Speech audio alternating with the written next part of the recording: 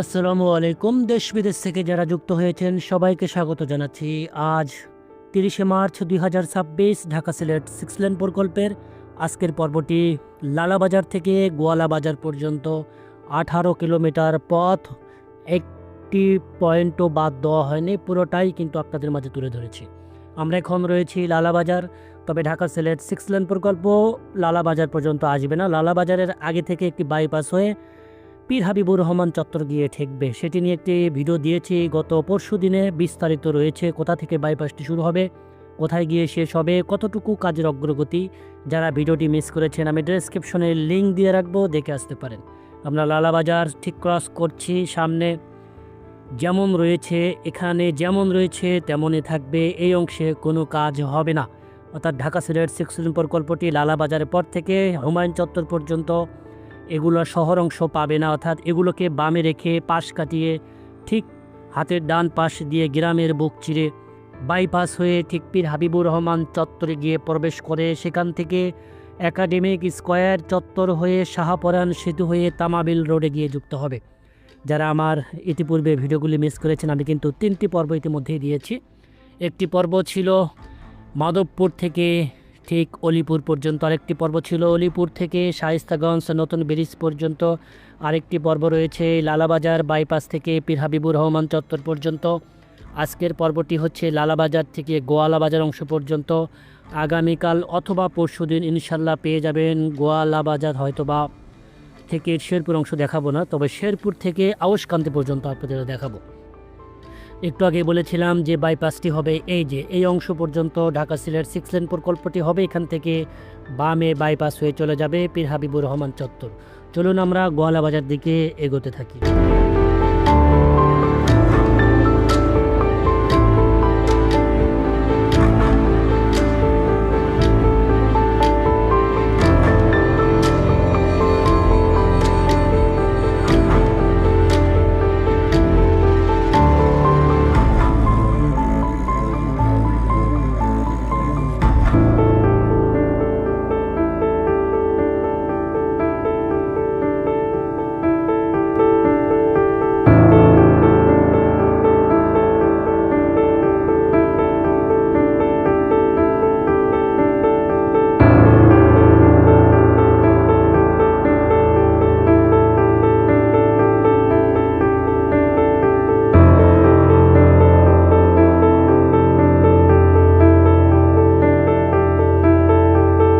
আমরা একটি বাজারের সামনে চলে এসেছি, এখানে একটি ব্রিজের কাজ চলছে। বাজারটির নাম আমি বলতে পারছি না, আপনারা একটু কমেন্টস করে জানাবেন, কারণ বাজারের নাম 100% ভুল হবে আমার, কারণ এগুলো নতুনভাবে ভিডিওগুলো করছি, আসলে মাথায় রাখা যায় না বাজারের নামগুলো।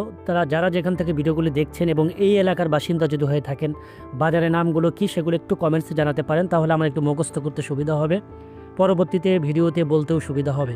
তো বাজারটি ক্রস করে এই যে এখানে দেখতে পাচ্ছি একটু বাঁক রয়েছে। আমি পূর্বের ভিডিওগুলোতে বলেছিলাম এই প্রকল্পে যেখানে বাঁক রয়েছে, বাঁক থেকে সেইভাবে জমি অধিগ্রহণ হয়েছে যাতে বাঁক থেকে একটু সোজা করা যায়, দুর্ঘটনা এড়ার জন্য, দূরপাল্লা যানবাহনগুলি যেন নির্বিঘ্নে চলাচল করতে পারে। এই বাঁকগুলোই কিন্তু দুর্ঘটনার প্রধান কারণ হয়ে থাকে, তো সেইভাবে কিন্তু জমি অধিগ্রহণ করা হচ্ছে। তো আমরা সামনের দিকে অগ্রসর হচ্ছি, গোয়ালা বাজার পর্যন্ত আপনাদের দেখাতে চাই।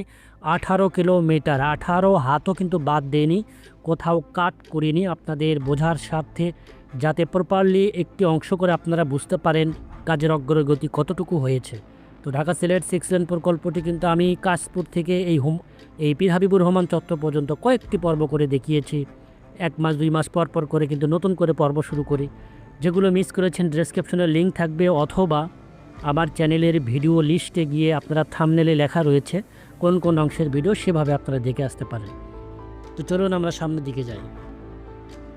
আমরা এখানে দেখতে পাচ্ছি আরেকটি বাজার, বাজারটির নাম বলে যাবেন কমেন্টস করে। এই এলাকার এই বাজারের কোনো ভাই ব্রাদার যদি ভিডিও দেখে থাকেন দেশ এবং বিদেশ থেকে, কমেন্টস করে জানাবেন। চলুন সামনের দিকে অগ্রসর হই, সেই দিকের কী অবস্থা আপনাদের দেখাতে চাই। 6 লেন প্রকল্পের কাজের পাশাপাশি অত্র এলাকার প্রাকৃতিক দৃশ্য কিন্তু আপনাদের দেখাচ্ছি, আপনারা উপভোগ করছেন।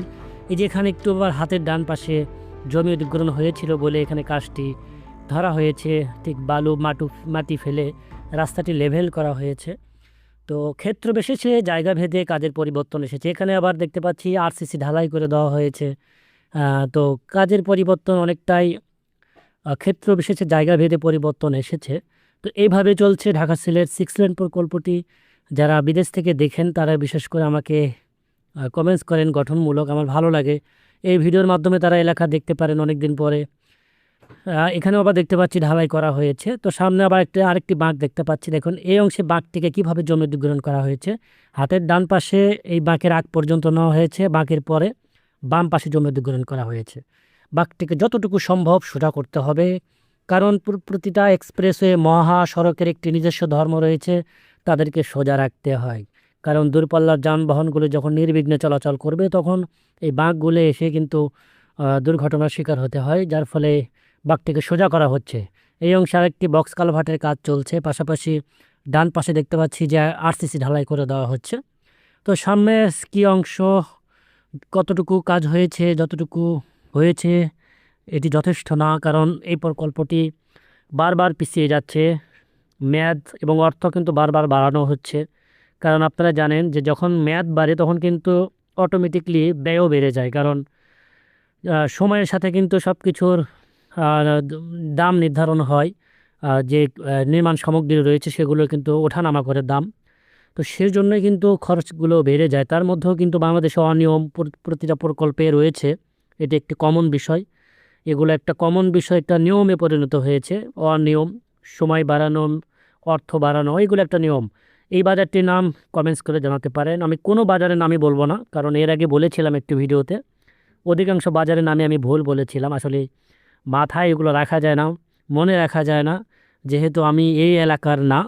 তো আমি ভিডিও করার স্বার্থেই কিন্তু এখানে আসি, সুবাদে আসি, সেক্ষেত্রে এই এলাকাটি কিছুটা পরিচিত।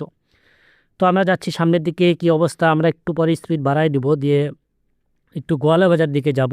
এটি আজকে ভিডিওর লেন্থ কিন্তু 13 মিনিট 41 সেকেন্ড, অর্থাৎ এই ভিডিও করতে মোটামুটি ভালো সময় লেগেছে।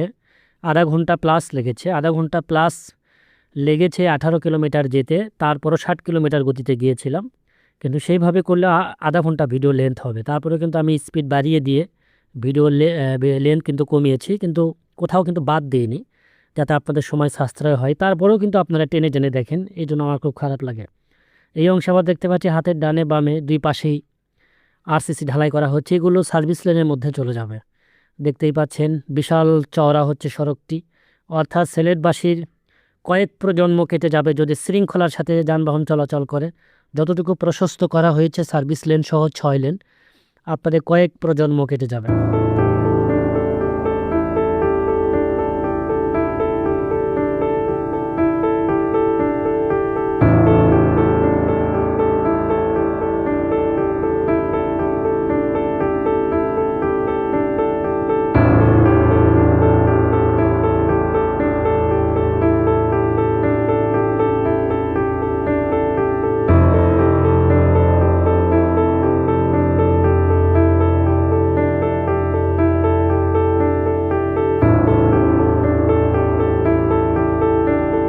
আমরা আরেকটি বাজারে রয়েছি, সেই বাজারের নামও কিন্তু আপনারা বলতে পারেন কমেন্টস করে, এই এলাকার যদি কেউ ভিডিও দেখে থাকেন। তো আমরা আপনাদের কাজের পাশাপাশি প্রাকৃতিক দৃশ্য আপনাদের দেখাচ্ছি। আপনাদের যদি কোনো গঠনমূলক কমেন্টস থাকে কমেন্টস করে জানাতে পারেন, আমি সকল কমেন্টসের উত্তর দেওয়ার চেষ্টা করি।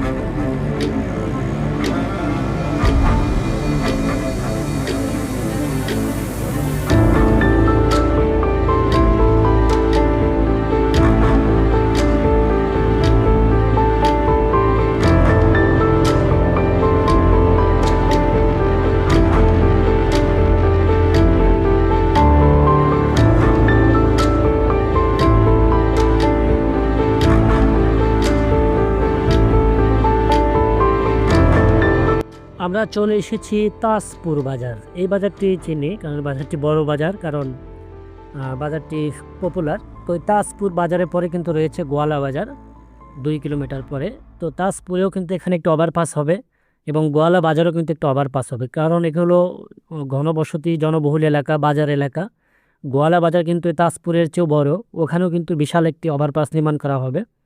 প্রায় বলতে গেলে 1 কিলোমিটারের কাছাকাছি হবে, 1 কিলোমিটারের কাছাকাছির জন্যই হবে। বাজারটি বেশ দৈর্ঘ্য এবং লম্বা। এটি হলো তাজপুর বাজার। তাজপুর বাজারে এখনও কাজ শুরু হয়নি, জমি অধিগ্রহণ করতে হবে। এই ঝামেলাগুলো শেষ করেই কিন্তু ওভারপাসে কাজটি শুরু হবে এবং পাশাপাশি রাস্তাটিও কিন্তু এখানে চওড়া হবে। তো দর্শক, আমরা যাব সামনের দিকে। এখান থেকে 2 থেকে 2.5 কিলোমিটার পথ পরেই কিন্তু গোয়ালা বাজার। সেই পর্যন্ত আজকে ভিডিওটি তুলে ধরেছি আপনাদের মাঝে। তো একটি অনুরোধ থাকবে, ভিডিওগুলো দেখার পাশাপাশি একটু শেয়ার করে দেবেন যাতে সবাই দেখতে পারে এবং কাজেরও উৎসাহ যেন আমি পাই। কারণ একটি ভিডিও করতে বা সিলেট দিকে আসতে বেশ অর্থ এবং সময় ব্যয় করতে হয়, পরিশ্রম করতে হয়। তো তারপরেও চেষ্টা করি আমার নিজের ডেডিকেশন ধরে রাখার জন্য, যেহেতু ভিডিওগুলো দিয়েই আপনাদের নিয়মিত। তো সেই ক্ষেত্রে কিন্তু আমি চেষ্টা করি যে আপনাদের মাঝে সকল ভিডিও কাজের অগ্রগতিগুলো বস্তুনিষ্ঠ এবং সকল তথ্য যেন সঠিকভাবে উপস্থাপন করতে পারি।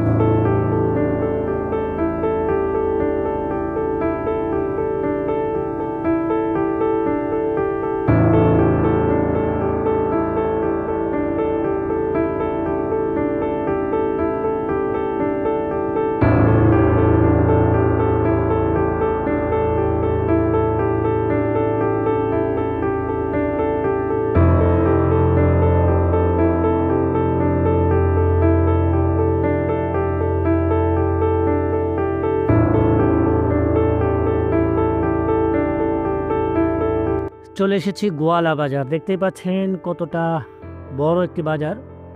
এখানে কিন্তু বেশ জনবহুল এবং ঘনবসতি, অসংখ্য স্থাপনা রয়েছে দুই পাশে। তো এখানেও সড়কটি প্রশস্ত হবে, পাশাপাশি এখানে বিশাল একটা ওভারপাস হবে, প্রায় 1/2 কিলোমিটার উপরে যাবে, 1 কিলোমিটার কাছাকাছি যাবে, কারণ দুই পাশে ওঠানামা র্যাম্প সহ। তো এখানে দেখতে পাচ্ছি এখানেও কাজ শুরু হয়নি। তো এখান থেকে আরেকটি পর্ব, অর্থাৎ গোয়ালা বাজার থেকে শেরপুর অংশ পর্যন্ত আমি একটু লেট হবে। অর্থাৎ এই পর্বে কিন্তু আমি এবারের পর্বে 4টি বা 5টি পর্ব করেছি। তার মধ্যে এই গোয়ালা বাজার পর্যন্ত আরেকটি পর্ব থাকবে, শেরপুর থেকে আউশকান্তি পর্যন্ত লেটে, মানে আগামীকাল বা পরশু পেয়ে যাবেন। এরপরে কিছুদিন গ্যাপ যাবে, যাওয়ার পর আবার শুরু করব। তো রেগুলার দিলে হবে না, কাজের যেহেতু অনেকটাই ধীর গতি, অর্থাৎ 1 মাস 1.5 মাস পর পর ভিডিওগুলি দিলে কাজের অগ্রগতি বাড়ে এবং পাশাপাশি আপনার দেখতেও ভালো লাগবে। কারণ ঘন ঘন দিলে একই ভিডিও বারবার দেখতে আপনাদের বোরিং ফিল হবে। তো এই জন্য আমি চেষ্টা করছি 1 বা 1.5 মাস পর পর ভিডিওগুলো দেওয়ার জন্য। তো দর্শক, আজকে ভিডিওটি এখানে শেষ করতে চাচ্ছি। যে যেখান থেকে দেখলেন সবাইকে ধন্যবাদ জানাচ্ছি।